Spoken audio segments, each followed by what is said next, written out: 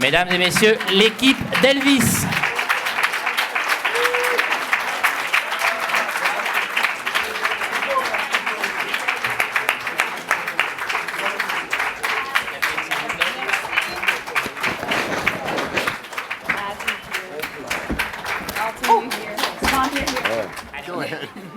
Okay, we're going to be ready to start the press conference for Elvis. Probably I can say the most rock and roll press conference of the week. Oh yeah. Rock and roll! Rock and roll! All right, let me introduce to you the person with us today. To my left, the producer, one of the producers of the film, Sky Schuler-Weiss.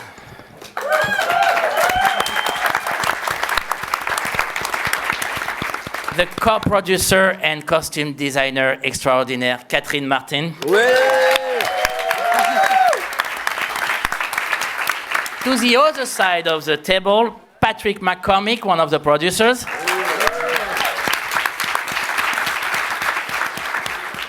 Next to him, Gail Berman, one of the producers also. Next to her is the actress, Olivia DeJonge. And ladies and gentlemen, Elvis is in the building, Austin Butler. Austin. We have here Alton Mason, sorry. Looking ridiculously cool. The Colonel Tom Hanks.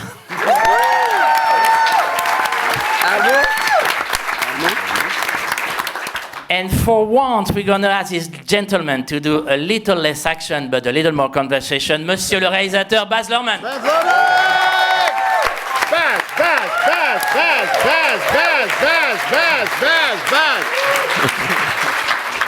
All right, guys, we're going to start the press conference very soon, but I want to start by what happened yesterday after the screening. I mean, it was crazy. Baz, this emotion that you felt, how can you describe it? Well, you know, like I said yesterday, when I made my first film and we were dropped by the distributor with one cinema, Cannes saved our cinematic life. And I think standing there amongst that emotion was for our film, because our film is made for one thing and one thing only, to bring audiences into the theatre. It is a theatrical film. We meant to make it theatrical. And I think that ovation was as much for the film as it was for the idea of cinema, of the theatre. And I was in a theatre full of love for cinema. Yeah, it meant the world. And Cannes, I think, has saved us once again. That's what I think.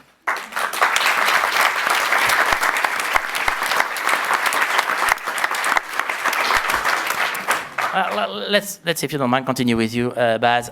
Very simple question, at the same time very complicated. Why Elvis? Well, you know, I'm a great admirer of when Shakespeare takes a historical figure but explores a larger idea, you know? And also one of my favorite films growing up was Milos Forman's Amadeus. Now, is Amadeus really about Mozart? Is it about Mozart? Or is it about jealousy between Salieri and Mozart, and him saying, God, I did everything right, and you put all that talent in that horrible, grotesque person? It's about jealousy. And I wanted to take Elvis's life and really respect him and his fans and the love people have for that character, but also show that it's an exploration of America in the 50s, the 60s, the 70s, and the relationship between the cell and the art. It's the show and the business, you know, the snowman and the showman. So that's what the big idea really is. But on the way there, on the research, on the living in the South, on being embraced by Graceland, and on a whole journey, I learned about Elvis the person, in the most unexpected way. That will stay with me all my life. When you can think one thing about someone and come out the other end and realize something completely different. Let's talk with the snowman and the showman. Tom, you have never been afraid of ambiguous character. You have never been afraid of gray, shade of gray in the way you play your characters. This one needed that. This one needed totally to be on the border of the good and bad, or the border of what makes a good friend and an enemy. How do you play that? How do you play this ambiguity? I am a professional. Yes, you are, sir. I am paid to put on different people's clothes and pretend to be somebody else. Turn it into I pay the rent, so I feel lucky. I must owe all of this to this man, Baz Luhrmann. He came and sat down with me. All I knew was Baz Luhrmann would like to talk to you about Elvis. And I thought, well, that would be a waste of time. But when he came in, he said there would have been no Elvis without Colonel Tom Parker. There would have been no Colonel Tom Parker without Elvis. It was a symbiotic relationship. I did not know what Colonel Tom Parker looked like. I had never heard his voice. I thought he would be a tall, stentorian guy in a hat full of bombast, and instead he turned out to be this rather ingenious imp of the carnival who seemed to enjoy robbing a little kid out of an extra 25 cents for a photograph of Elvis just as much as he enjoyed robbing a casino in Las Vegas out of $25 million. It was the same exact pleasure that he got, not from the amount of money, but from the exchange. Baz talked about the Colonel as this great carny, knowing that the carny's job is to bring people to the glittering lights on the outside of town, promise them something they've never experienced before, and then almost giving it to them at a cost. And when he said that, I think the conversation lasted 7 minutes until I said, I'm your man. Now, please show me a picture of what the Colonel looks like. Then he showed me, and I thought, oh, my God, what have I done? True story. True story. The showman now. Austin, very simple. What does it take to become Elvis and to play Elvis? A lot of work. I basically put the rest of my life on pause for 2 years, and I just absorbed everything that I possibly could, and I just went down the rabbit hole of obsession, and I broke down his life into periods of time where I could hear the differences in how his voice changed over the years and how his movement changed over the years, and I spent 2 years studying and trying to find his humanity as much as I could through that, because that's the tricky thing is you see Elvis as this icon or as the wallpaper of society, and finding the way to strip all that away and find the very human nature of him that was deeper than all of that. That's what was fascinating for me, and the ability to get to explore that was just the joy of my life, for sure. Olivia, it's a question that all the actors could answer, but do you feel that we all have our own vision of the Elvis story and the people who were around him? And do you feel that there is a responsibility first to the people that live the story and to us because we have our own vision of it? Could you please repeat that question one more time? The responsibility to the real life characters. My responsibility. Yeah. Oh, absolutely. I think there's certainly, especially when somebody's still alive, like Priscilla is, and obviously she's here supporting the film, there's always that energy of feeling like they're on your shoulder, constantly watching, and I think you're always going to grapple with whether or not you've illuminated something real and human in them.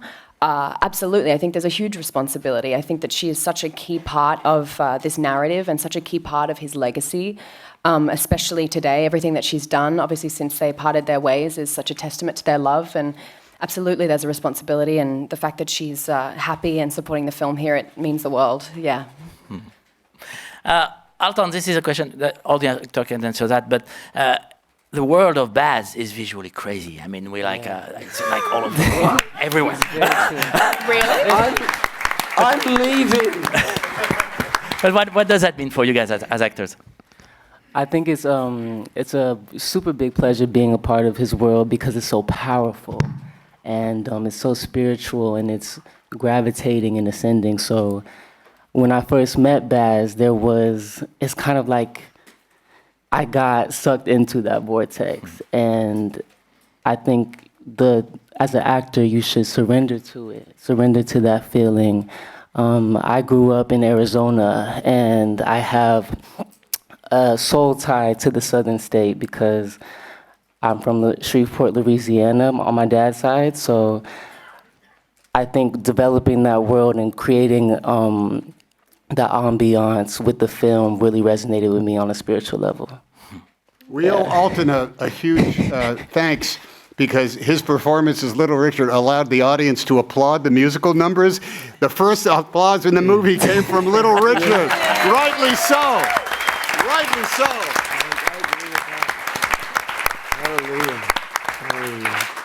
And this is a question for all the producer, but maybe we'll start with you, Catherine. I think at the beginning of the film there is a split screen with 8 different images. I mean, it's like crazy. Do you guys try to tell Baz, maybe you should not do this much? Maybe we don't need to go. Is it possible to? I don't think that would work. I think that the fantastic thing about working with him for 30 years is that he always pushes you beyond what you think is possible or what the audience may or may not. You're on the edge of the new. And what's exciting is often you are examining historical figures or history, but his lens is always on the future. And so to me, what's exciting is I just watched the movie the other day and I'd been very irritated by him during the day. As you can imagine, I did nothing. As you can imagine, a husband can be. And I watch the movie analytically when I help and work on the different visual aspects of the film, even in post-production. And I watch it without sound and, I'm looking, that shoe's terrible. There's a wrinkle here. Oh, that backdrop's terrible. But when I saw the movie completely together with the music, I felt that it came together as a piece of transcendent poetry that I had never expected, and I'm amazed that he can still surprise me after 30 years.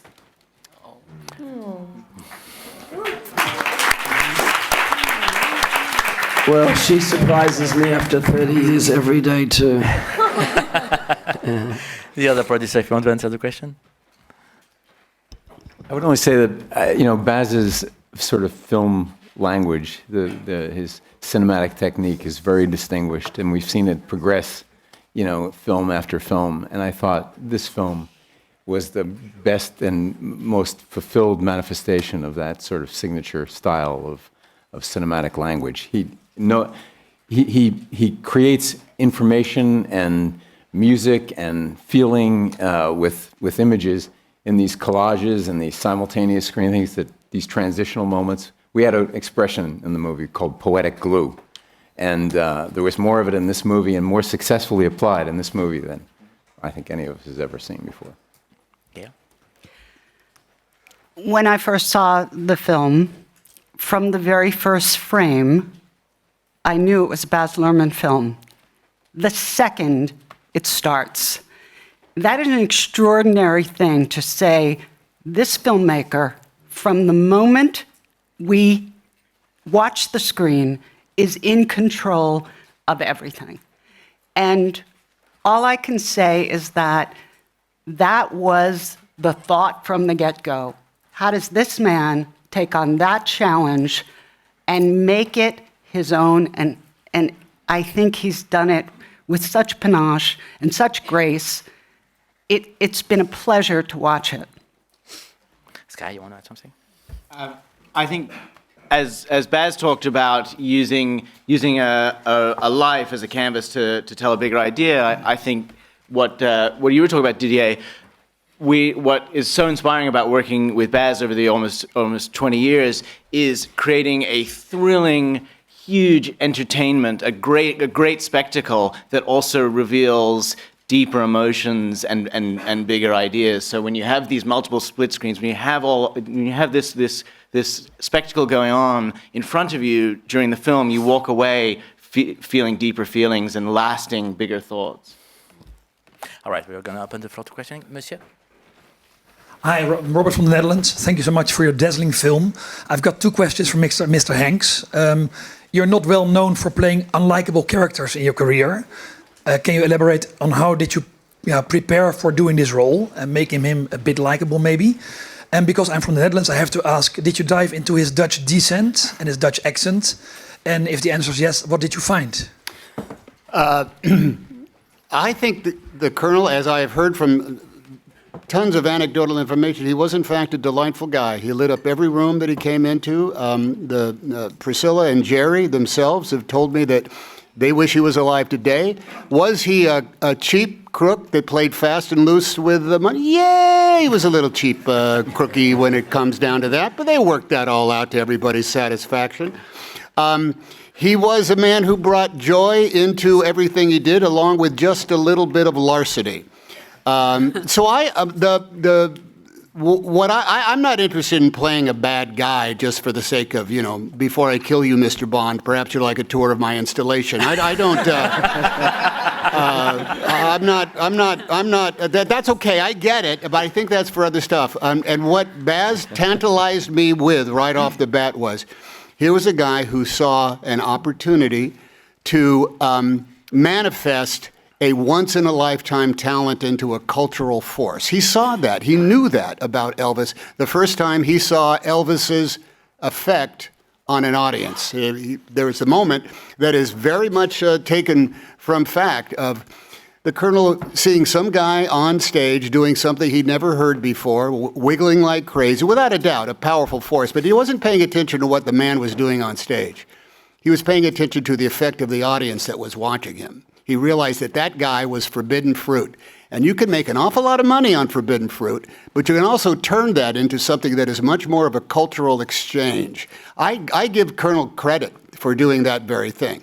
And I also give him the reality of being the amount of ways that Colonel Tom Parker cheated people out of nickels and dimes and dollars is extraordinary. And by the way, I've incorporated some of those in my own life now. So you learn a little something from every role, But as far as no one knew that of the Colonel's background. And there are some extraordinary tabloidy, melodramatic stories about why he left Holland and how he did. I like to think that, he was running away from an aspect of his past. He wanted to get out of his small town. He wanted to work up in the big time. And who among us wouldn't jump at an opportunity to do that very thing? I don't know if we have to change our name particularly, but as soon as someone said, I'm going to make you an honorary colonel, Tom Parker, well, he said, well, guess what I am now? Colonel Tom Parker. And that's a mercurial and brilliant man who, at the same time, made sure he lined his own pockets. I heard this great quote about Colonel Tom Parker in 1956. Someone said, so how is it, why is it that you latched on to them? And what magic are you working with Mr. Elvis the Pelvis Presley? He said, well, I tell you, last year my boy had $1 million worth of talent. This year my boy has $1 million. And I'm going to say about 10% of that was in Mr. Colonel Tom Parker's pocket. So that all worked out. God bless America, and who wouldn't jump ship in order to have an opportunity to do that? Thank you. Rodrigo, I think you have a question. Question to Mr. Luhrmann from Brazil and Rodrigo Fonseca from G-Show. We talk about rock and roll all the time, but I think the movie pays an incredible tribute also to blues, to soul music, and especially to Mahalia Jackson. Could you say a few words about those rhythms as well and the importance of them to Elvis' story? Yes, I tell you, homework, research, the depth of research. I want to make acknowledgement to my team because I don't work alone on anything. And when it comes to research, I have a research team and we go and live there. We lived in Memphis. I had a space at Graceland. Whatever the character did, we do. and we do academic research and so on and so forth. But we do research in the field.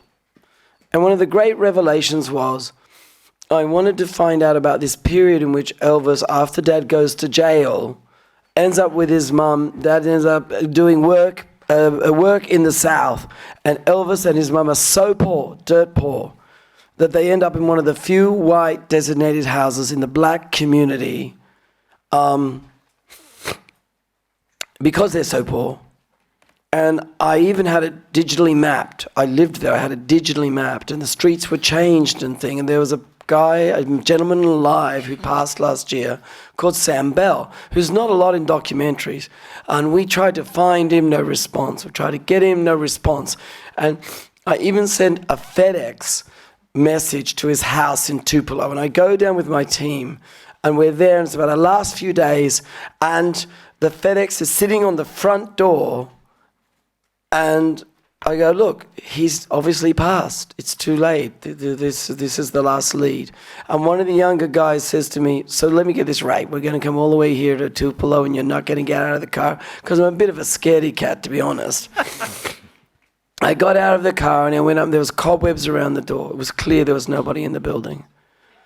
So the research guy said to me, this young guy said to me, well, let's just go around the back. I'm like, oh, my God, all right. And now be in there, break and enter, you know. So I go around the back and an old woman comes in and says, hello. He says, oh, yes, Sam's still alive. He's in hospital, but he'll be back next week. I meet Sam Bell. He's a beautiful, older African-American man, and he tells me the story that, in fact, there are 2 green streets and a highway's over the one that they lived at. We go out to it. He points out how his backyard, his grandparents' backyard, right, in this black community. I mean, Elvis had to walk every day through, as a child, the streets of the black community, past the black school to get to the white community. But he said, you know, we became fast friends. It's in the movie. They were a gang. And they ran off to juke joints and saw Big Boy Crudup. And they went to Pentecostal tents. And that led to Elvis later in life being one of the only white faces at Club Handy, says the owner of Club Handy, on film. And you see, this is the thing about young people. They absorb all kinds of things, especially someone with a big hole in their heart like Elvis, who had a twin that he could never live up to, who had conditional love from his mother, who was always searching and seeking and absorbing. I grew up in a small town. I knew what it is to look around and go, oh God, how should I wear my hair? How should I wear my hair? But the point is, he absorbed these things. And he also mixed it with his love of country music, white gospel. He absorbed it and mixed it. And I think the most important thing in this film is to show that a young kid, just like Eminem, grew up in a black community. Young kids don't care. Their personalities are formed by what's around them and what they absorbed. So the music that came out of Elvis was music that he absorbed, and his friendships with emerging black musicians who weren't famous, B.B. King, all these things. You see, we do our homework. So I know these things to be true. His love of gospel, when he says, that's the music I love, Mahalia Jackson, by the way, a blood relative of this man here, you know, to the day he died, he would stay up at night after 2 shows with the Sweet Inspirations, mother of which, Whitney Houston, and sing gospel music till the morning, because that was his safe place. That was where he felt safe. So to your question, and I know I took the long road around, right? It's so important to show you can make all the rules you like, but kids growing up are going to absorb things around them, and they're going to make something new. And that's really what Elvis was. He went out of his way to say, I never invented rock and roll. I just put my spin on it. He went out of his way to say, don't call me the king. I'm not the king, right?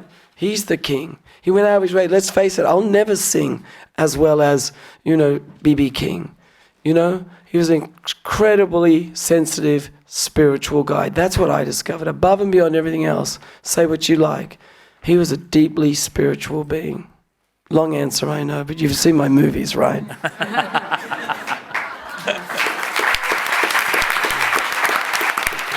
Helen. Hello, Helen Barlow, covering for The Australian, based in Paris. I was Hello, here. Helen. Hi. I was here for Moulin Rouge, and thank you for livening up the Croisette. Because So which was the best party? well, I was too busy watching Claire Denis last night. I'm sorry, but I do have a question for Tom Hanks about filming in Queensland on the Gold Coast. Just wondering how it was filming such a quintessential Australian story. American story in Australia. But I have another little question because I live in France, and the French call you Mr. Honks. You could be Mr. Hunks, but how do you feel how they pronunciate your name? I think it's quite cool. Oh, my kids call me Tam Honks anyway, so that's all right. I'll speak for everybody. We could not have had a better quarters than we had in Queensland, there on the Broad Beach. I'm not quite sure why bin chickens are as prevalent as they are, those prehistoric-looking birds that are absolutely everywhere. The crew was an extraordinary collection of great, hardworking people. The climate was fantastic. Every morning I got up to a view there on the 43rd floor of our towering condominium that could see all the way into New South Wales. That's how high it was. But I will say that one thing that was frustrating, because we did shoot this under the COVID protocols, so there were a lot of people who did not see each other every day. As a matter of fact, the joy of a common hair and makeup trailer was lost. We were all separated, so I never got to see Austin until he walked onto the set, fully done up in his alter ego as Captain Marvel Jr. So it was not the easiest circumstances in order to make a movie, but I have to say, it's a fabulous studio. The film industry down there is as great as exists anywhere in the world, and I would return on a moment's notice to the same place, just not quite without the same amount of COVID attention that we all had when we were down there. But it's a great place to make a movie. We have a question over there. Hello, my name is Yael Khan. I'm a French journalist. Thank you for the spectacular movie. Last night, Priscilla Presley was in the theater. So, how involved were the Presley family and estate in the making of the movie? Was there a close collaboration with them? And what was the response of Priscilla Presley when she first discovered the movie? And just for the actors, for Tom Hanks and Austin, what was the main challenge for you to embody your characters? Okay, well, the first part of it, do you know, in the field is what I call it. You know, when I went and met Sam Bell to meet people, I met with Jerry early on, Jerry Schilling early on, a great friend. And I got to have several lovely dinners and meetings with Priscilla. Now, I want to make something really clear, and I want to make this clear so that you understand, and I know she's in the house, that there's no connection. The success of the film, this is her life. And I met with Priscilla, I met with Lisa Marie and Kylie and Riley, granddaughter. And I want you to understand that what happens is I had to go away and make the film. COVID happened. I was constantly having to rewrite to try and keep all these balls in the air, and also to truly find the movie. And we both went through personal things, which I'd rather not go into. So pretty much after those initial get-togethers, I was unable to engage in the way I normally would. I have no fear of actually reading scripts and all of that going along. But a long time passed, and I understood absolutely, and I'm not sure where Priscilla is right now, but... Not here, okay. Well, if she was, I'd say it to her in the room. I understand the trepidation, anxiety,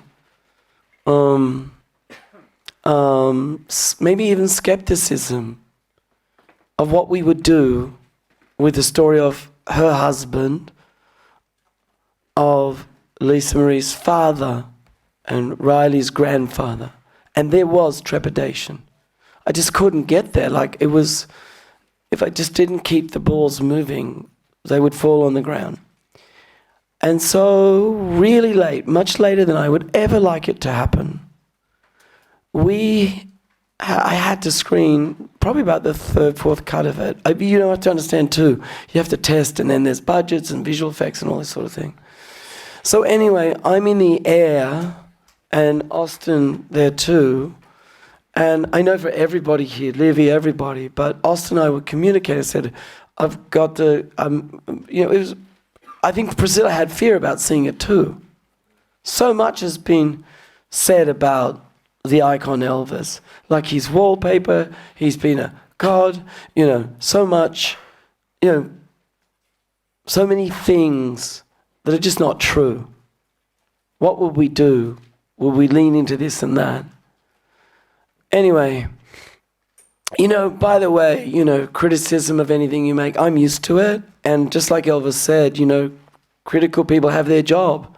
And some do it well and some not so. I like critical people who do homework because I'm big on homework.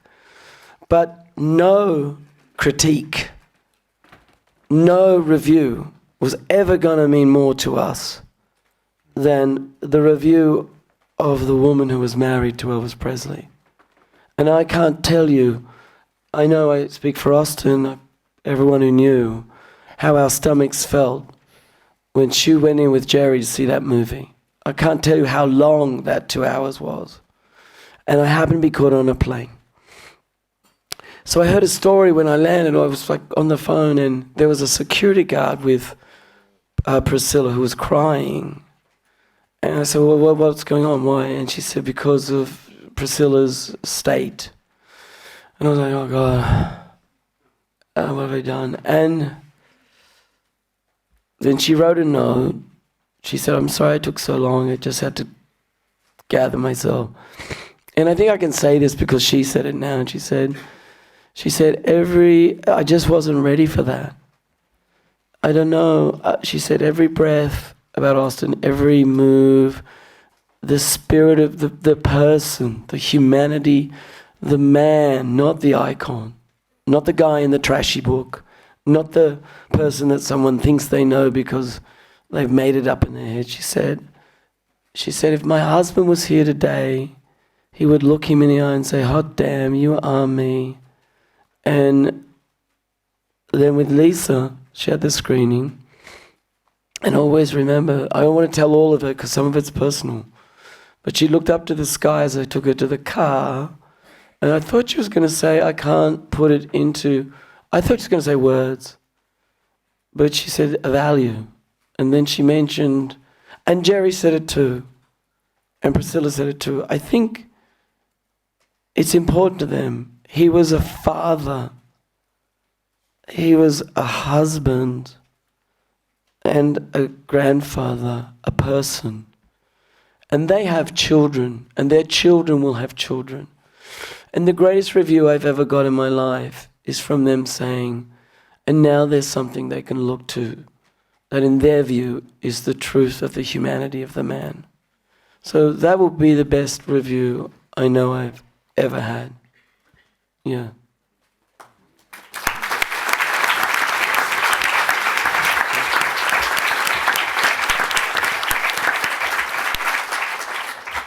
And to answer your question about the most challenging part about it,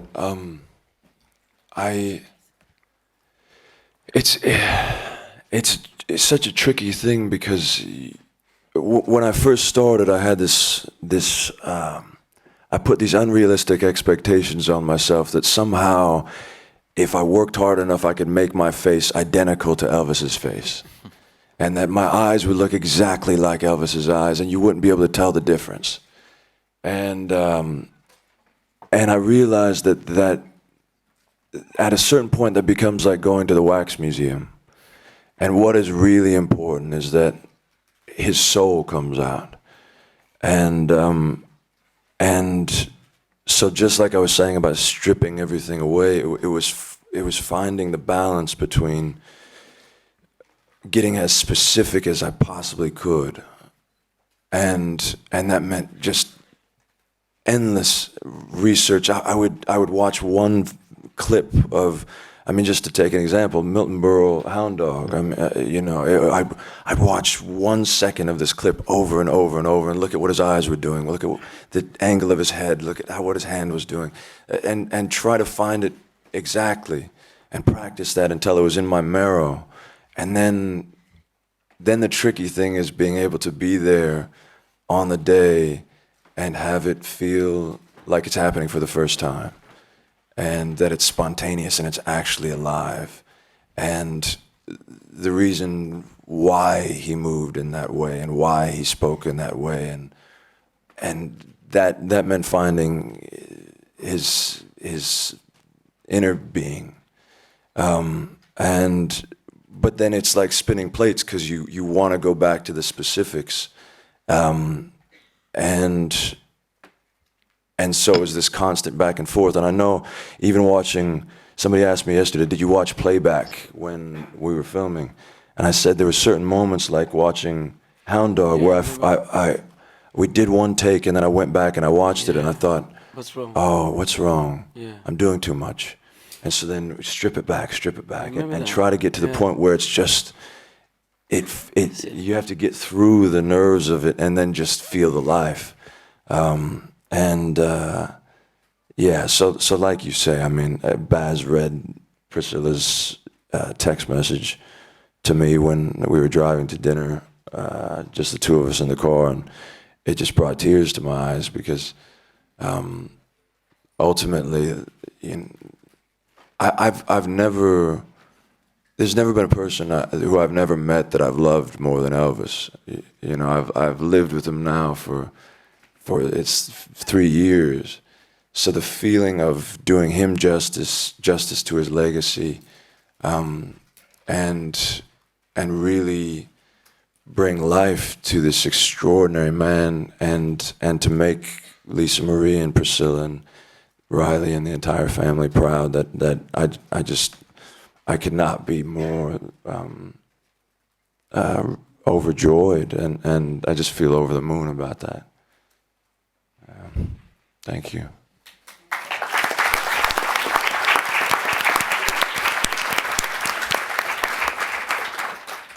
I think Jason has a question. Jason Garber from Canada. Thanks, Baz, for the compliment yesterday. I appreciate it on my shirt. I want to talk about the music. Someone should redo that show. Please do Jesus Christ Superstar again. Nothing would make me happier. Let's just I throw have that in out fact there. I in fact talked to Andrew years ago about it. Thank you. Let's just get that on the record. I want to talk about the musicality. I want to talk about the use of music. Sure. One of the things you're very famous for, the fragmentation of tunes, the integration of mashups and all those elements.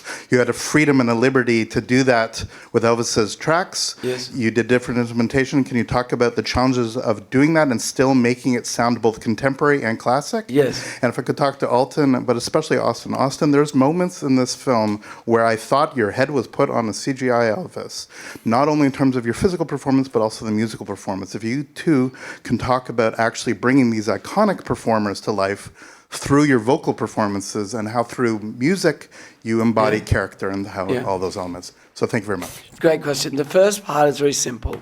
I mean, you know, people say what they say. And I make my movies, like Sam said, for now, but for the future too. I want them to go on. Now, one of the most important rules of the kind of language that I do is immense historical research. I know I mean, I have a label, House of Iona with RCA. I've had it for years. So I had access to unbelievable takes of Elvis, material you've never heard him sing, the Beatles, things like that. But one of the things that's always important, and I did this on Gatsby, whether you agreed with it or not, but when Fitzgerald wrote and put basically an emerging black street music called jazz into his novel, as a relatively young writer, he was criticized for that, because jazz, it's going to be a fad. It was sort of, it was like early hip hop. I mean, I did the Get Down, you know, working with Flash and Herc. You know, they thought that music would never get outside the Bronx, right? They were kids, right? And so now it's the biggest genre in the world. So when I did Gatsby, The whole thing is to respect the music and have the classics. And we have Elvis singing as Elvis.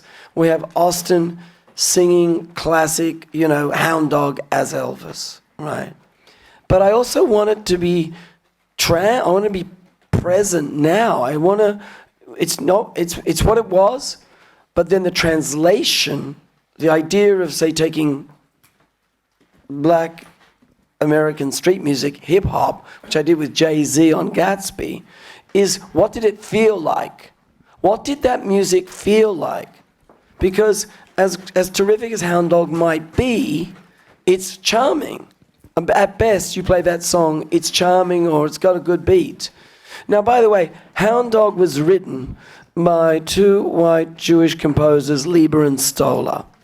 It was covered by Big Mama Thornton, which is done so wonderfully and played so wonderfully by a gospel singer we discovered in the South, Shonka. Now, when she says the lines in that song, they were sort of edgy, salacious, rude, unacceptable in polite society way of saying, listen, you've been expletive around, right? Don't come sniffing at my door and expect expletive. You can hit the expletive road, Jack. So I have that song in there.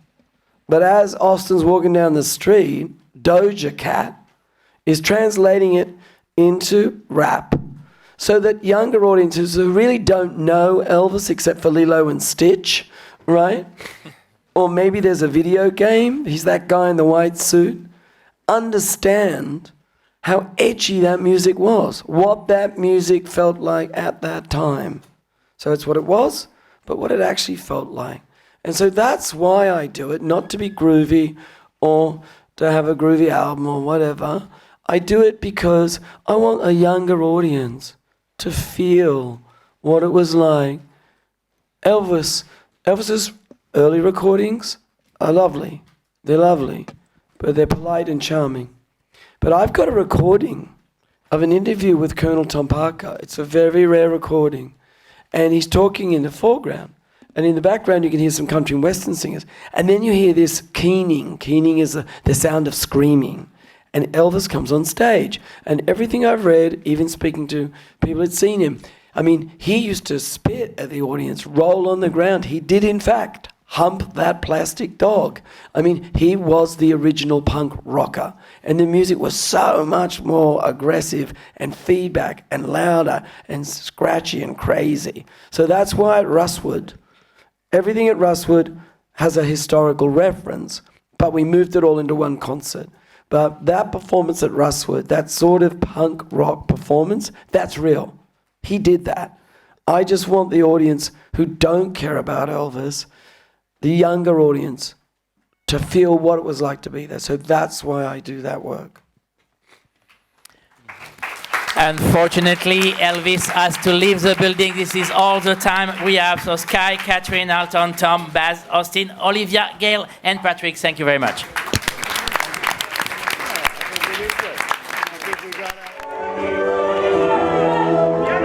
Il est accompagné